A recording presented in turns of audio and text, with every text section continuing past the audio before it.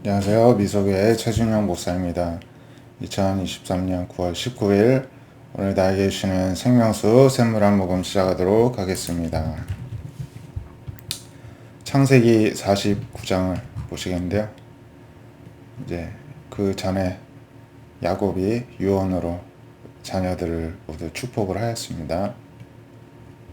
29절에 이제 야곱이 자손들한테 말을 합니다. 내가 네 조상들에게 돌아가는데 나를 햇사람 에브론 밭에 있는 굴에 우리 선조와 함께 장사하라. 이 굴은 가나안 땅 마므레 앞 막벨라 밭에 있는 것이라. 아브라함이 햇사람 에브론에게 밭과 함께 사서 그의 매장지를 삼았습니다. 지금 여기가 애굽이잖아요. 근데 여기서 죽어도 본토 가나안 땅에 할아버지 아브라함이 사놓은 가족 묘에다가 매장을 해달라고 유언을 하는 것입니다. 아브라함과 그의 아내 사라도 장사되었고 이삭과 그의 아내 리브가도 장사되었고 야곱도 자신의 아내 레아를 그곳에 장사하였고 그래서 이 밭과 거기 있는 굴은 햇사람에게서 산 우리 소유다. 자녀들한테 이야기를 해주고 야곱이 아들에게 명하기를 마치고 발을 침상에 모으고 숨을 거두니 그의 백성에게 돌아갔더라. 또는 열조에게로 돌아갔더라. 이렇게 해석할 수가 있고요. 이제 운명하였습니다. 요셉이 그의 아버지 얼굴에 굽으려 입을 맞추고 수종드는 의원에게 명하여 아버지의 몸을 향처리하게 하고 향처리를 40일 걸렸습니다. 애굽 사람들은 70일 동안 그를 위해 곡하였습니다. 지금 막 장례도 그냥 요셉 위주로 가는 거죠. 그 형들이 10명이나 있어도 지금 다 요셉만 바라보고 있는 것입니다. 곡하는 기간이 지나자 요셉이 바로에게 말하여 이제 바로에게 아뢰기를 아버지가 내가 죽거든 가나안 땅에 내가 파놓은 묘실에 장사라고 하셨는데 가서 장사하고 오게 해주십시오 했더니 바로가 가라고 합니다. 그래서 요셉이 이제 가니까 바로의 신하들 또 요셉의 온 집, 형제들, 온 가족들이 함께 갑니다. 그래서 어린 아이들과 양떼, 소떼 재산만 남기고 병과 기병이 요셉을 따르는데 그 때가 엄청 많았습니다.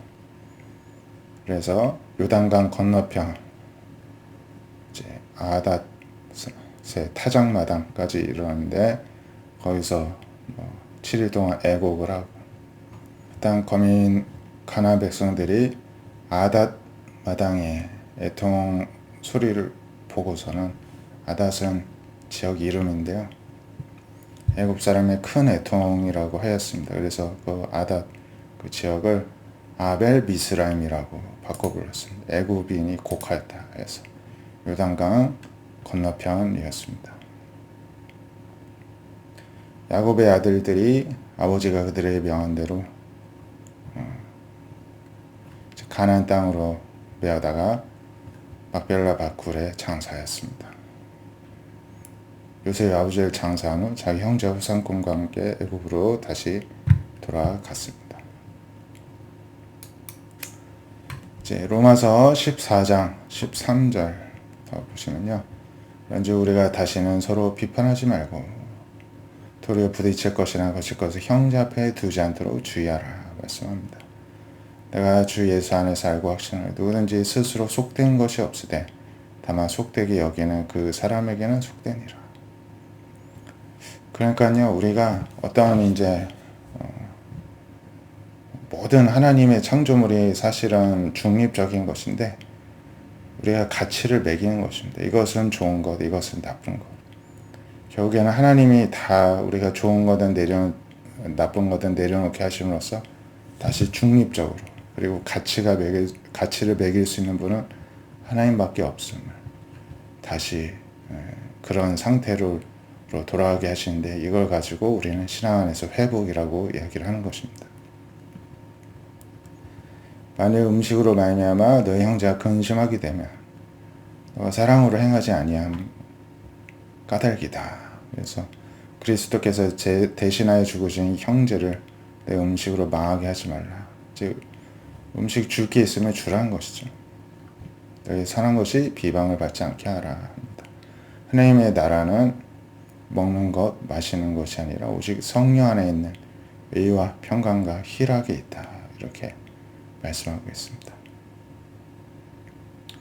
그러니까 하나님의 나라는 이 세상에서 무엇을 먹는 것, 마시는 것이 아니라 성령 안에서 의와 평강과 희락을 누리는 게 그곳 하나님 나라가 있으니까 그것을 우리가 중요하게 여기고 살라는 것이죠.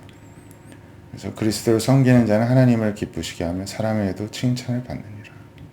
우리가 화평의 일과 서로 덕을 세우는 일에 힘쓰라 말씀합니다. 음식으로 말미암아 하나님의 사업을 무너지게 하지 말고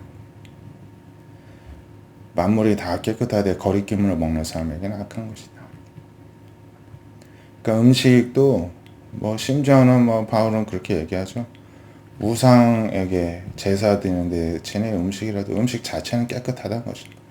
귀신한테 그 제사 지내는 그 행위가 잘못된 것이죠. 그래서 음식이 무슨 죄가 있느냐, 먹어도 상관없다. 하지만 걸림이 있으면 먹지 말라 그렇게 이야기를 하죠. 그래서 만물이 다 깨끗한데 이게 뭔가 걸림이 있는 사람에게는 그게 나쁜 것이 될 것이다 이야기를 합니다. 그러니까 거리낌이 없으면은 다 깨끗한 것이 되는 것입니다.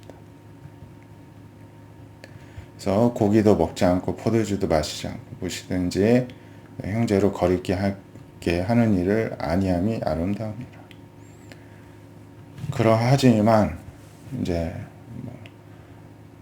여러 이제 원래 유대교였다 이방인이었다가 했다가 이제 예수님을 믿고 한 형제 자매가 되었는데 각자의 어떤 문화와 전통 가운데서는 고기든 포도주든 무엇이든지 거리끼는 게 있을 수가 있습니다. 그러면은 그것도 또한 존중해주고 그것 때문에 서로 이렇게 불편한 일이 없도록 이제 조심하자는 것입니다. 여기 있는 믿음은 하나님 앞에서 스스로 가지고 있으라. 자기가 옳다 하는 바로 자기를 정죄하지 아니한 자는 복이 있도다. 의심하고 먹는 자는 정죄되었나니 이는 믿음을 따라하지 아니했기 때문이다. 믿음을 따라하지 아니하는 것은 다 죄다. 그래서 뭐든지 믿음을 가지고 우리가 하나님 앞에서 이제 모든 것을 합당하게 당당하게 이제 하라는 말씀인 거죠. 15장으로 넘어서 믿음이 강한 우리는 마땅히 믿음이 약한 자의 약점을 담당하고 자기를 기쁘게 하지 말라고 합니다. 각 사람이 이웃을 기쁘게 하되 선을 이루고 덕을 세우도록 하지. 이제 신앙 안에서도 나의 어떤 만족을 위해서 하지 말고 또 상대방에게 어떤 하나님 안에서 기쁨을 가져갈 수 있도록 서로 돕는 것이 하나님의 뜻이라고 말씀하고 있습니다. 오늘 말씀같이 우리가 하나님 안에서 믿음이 강한 자도 있고 약한 자, 성숙한 자, 비성숙한 자가 있는데 우리가 서로를 좀 배려하고 존중해 주는 것도 하나님 나라 관점에서 생각하는 우리가 되실 수 있기를 원합니다. 기도하겠습니다. 하나님, 우리는 다 믿음이 약합니다. 하나님의 은혜로 살아가는데 그래도 믿음의 세월을 조금 더 훈련의 시간들을 조금 더 갖게 해주셔서 좀 더 많이 알 수는 있는데 그것을 가지고 누구를 판단하고 정죄하지 않게 해주시고 오히려 그러면 더 잘 섬기는 자로서 성숙되게 살아가는 우리 모두가 되게 하여 주시옵소서. 예수님의 이름으로 기도드립니다. 아멘. 한 주간도 믿음으로 또 삶을 세워 나가시기를 축복드립니다. 감사합니다.